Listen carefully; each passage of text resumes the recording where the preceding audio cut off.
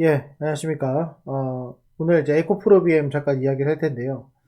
뭐, 아시다시피 이제 에코프로 BM이 잠정 실적을 냈습니다. 그래서, 잠정 실적 발표가 나왔고요. 여기 보시면 아시겠지만은 올해 당일 실적이, 410억 영업이익이 이렇게 나왔습니다. 뭐, 생각보다는 엄청 많이 나오진 않았어요. 근데 그렇고, 어, 매출액 자체도 6,600억 이렇게 나왔습니다. 잠정이기 때문에 뭐 더 확인해 봐야겠지만 어쨌건 이렇게 나올 것 같고요. 예상 컨센서스만큼은 뭐 나왔나 모르겠습니다. 개인적으로는 안 나온 것 같은데, 예, 여기 보시면은 뭐 예상이 아니지만 410억 정도 나왔고, 그게 올해 어떻게 이게 2,400억이 나올지 모르겠지만은, 어쨌건 뭐 양호하게 지금 회사는 성장을 하고 있습니다. 문제는 이 회사에 대한 이 태도, 이런 게 가장 중요한데, 회사가 보시면은 당연히 공장을 증설했기 때문에 여러 가지 부채 비율이 들지만은, 부채 비율이 이제 2021년도 들어가지고 원래 제조업축은 높은 편이었습니다. 근데 130%까지 올라가면서 안 좋은 모습을 좀 보여줬어요. 근데 이제 여기서 유중이 나왔는데, 유중을 좀 보시게 되면은 유중이 정정을 합니다. 그래서 보시면은 과거에 유중을 했을 때에, 예, 보시면은 타 법인 증권 취득 자금하고 채무 상환 자금 이렇게 해가지고 지금 이렇게 했는데요. 이 유증의 금액을 늘려버렸습니다. 그래서 유증 금액이 어, 늘었어요. 그래서 과거에 5천억이었다가 6,200억 정도 늘어났고요.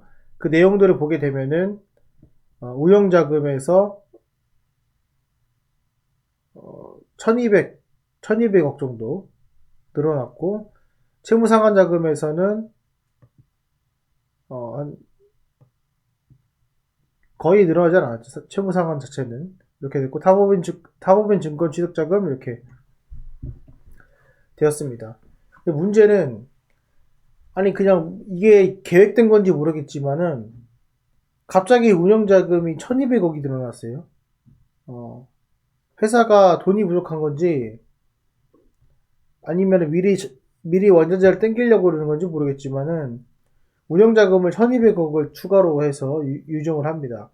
이거는 사실 일부러 정전 전과 후를 이렇게 나눠가지고 한 건지 모르겠지만 주주가 좀 약간 호구로 보이나 이런 생각이 들 정도로 운영 자금을 넣었단 말이죠.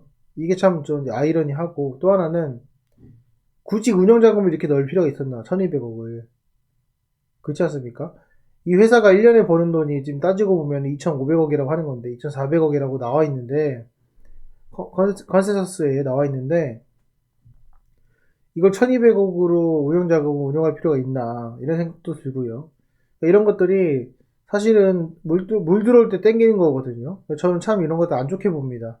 여러분들, 주주분들은 어떻게 생각하실지 모르겠지만은, 이렇게 운영 자금을 1,200억 가량 넣는다는 자체가 상당히 좀 이해할 수가 없는 부분이고, 물론 회사가 공장을 짓고 성장하는 건 맞겠지만은 참 이해가 안 되는 부분입니다.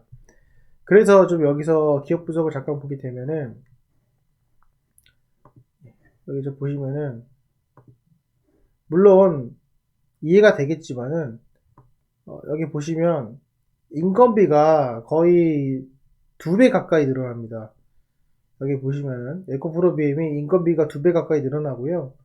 그리고 여기 보시면은 연구개발비도 과거와는 다르게 훨씬 더 폭발적으로 늘어납니다. 근데 다들 아시겠지만은 에코프로 BM 같은 뭐 이런 제조업 같은 기업들이 연구개발비 자체가 이게 사실 인건비에 포함이 되는 거거든요.